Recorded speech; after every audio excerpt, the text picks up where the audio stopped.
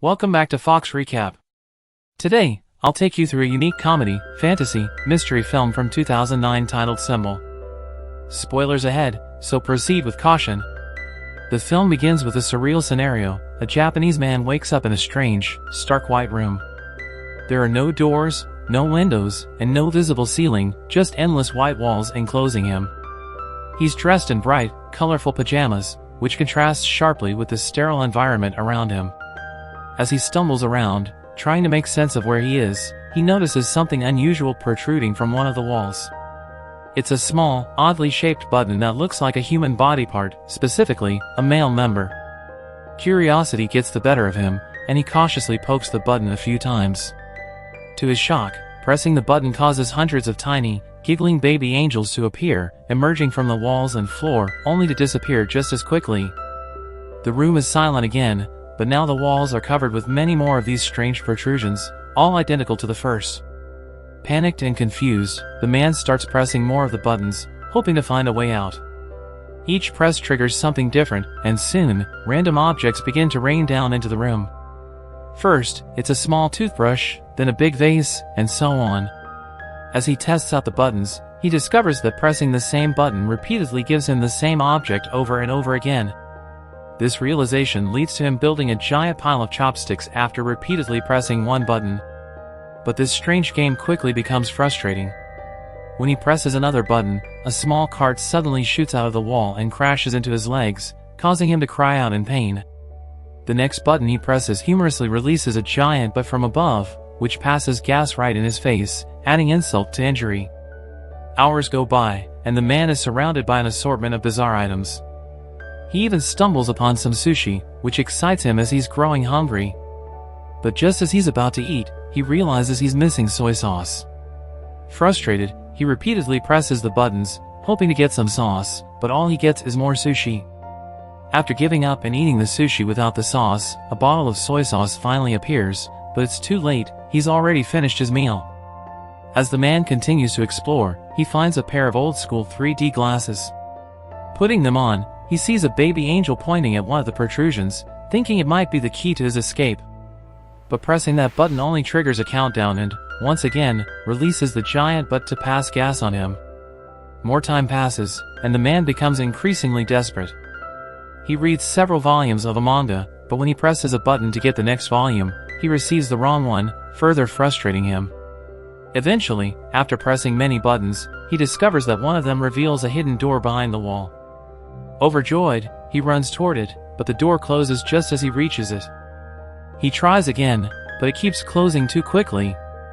The man realizes the door only stays open as long as the protrusion is pressed down, so he tries various methods to keep it in place while he runs to the door. He tries pressing it with his foot, hitting it with a fly swatter, and even using a jumping rope, but nothing works. He eventually decides to use the heavy vase to hold down the button, but when he tries to fill the vase with water to make it heavier, the water keeps spilling on him instead. Filling it with sushi makes the vase too heavy to lift, and the man has to painstakingly remove the sushi piece by piece using chopsticks. Finally, he manages to pick up the vase, but in his excitement, he loses track of which button opens the door. When he finally finds it again, the African tribesman he summoned earlier accidentally bumps into the vase, causing it to break. Frustrated to the point of madness, the man tries covering the button with tape and a steel plate, but nothing can keep the button pressed. After taking some painkillers and a short nap, the man tries to brush his teeth, but instead of getting water, a rope falls from the ceiling. This gives him a new idea. He'll use the rope to swing across the room and reach the door before it closes. But when he tries to open the door, he discovers it's locked, and he barely makes it back into the room before the door closes again, hitting him on the way out. In frustration, he kicks the wall, accidentally triggering a button that reveals a floating key in the middle of the room. Like the door, the key disappears when the button is no longer pressed. Determined, the man goes through the whole process of swinging on the rope and pressing the buttons multiple times until he finally gets the key and opens the door. However, the door has a second lock that requires a combination of 3 numbers to open. He realizes that the numbers are painted on the forehead of the African tribesman, so he repeats the whole process to enter the numbers.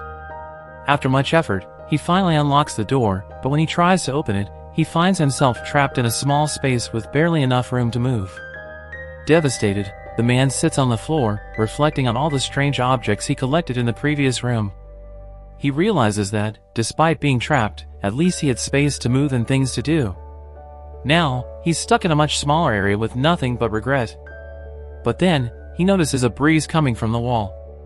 Discovering a crack, he pushes it open and escapes into a mysterious hallway floating in a pitch-black void. He runs through the hallway, his hair growing longer and his pajamas fading as time seems to stretch infinitely. When he finally reaches another room, he finds it empty, but instead of baby angels, there are adult angels here. They too disappear into the walls, leaving behind more protrusions. This new room represents a phase called practice. Meanwhile, in a completely different setting, the film shifts to a small town in Mexico, where a family is concerned about the father, a wrestler named Escargot Man. He's acting more withdrawn than usual, possibly because his next opponent is much younger. However, the grandfather insists that experience is more important than youth. Escargot Man's daughter, Sister Karen, drives him to the wrestling ring, where he prepares for his match. As the match begins, Escargot Man's team, Kiss Me a Lot, faces off against the formidable Northern Tough Ones. At first, Escargot Man refuses to fight, but when his partner Silver Eagle manages to trick their opponents, Escargot Man is forced into action. Back in the mysterious room, the Japanese man presses a protrusion, and suddenly, Escargot Man's neck extends magically, allowing him to knock out both opponents with his head. The man keeps pressing buttons, causing Escargot Man to continue knocking out everyone around him, including his own partner, the referee, and even his son, Antonio. As the man presses more buttons, strange things happen around the world. A metal band singer breathes fire over his audience in Los Angeles, a Russian magician's trick fails, and a man in China starts barking at his own dogs. Eventually, the man notices that the room has no ceiling, and he can see angels flying above. Deciding to try something new, he uses the protrusions to climb the walls. With each step, something amazing happens on Earth, from flowers blooming to elephants dying, and even a space mission to the moon. The higher he climbs, the more complex the effects become, and by the time he reaches the top, the man's hair and beard have grown long. Now, he can float like the angels and uses his experience to control the world's greatest events purposefully.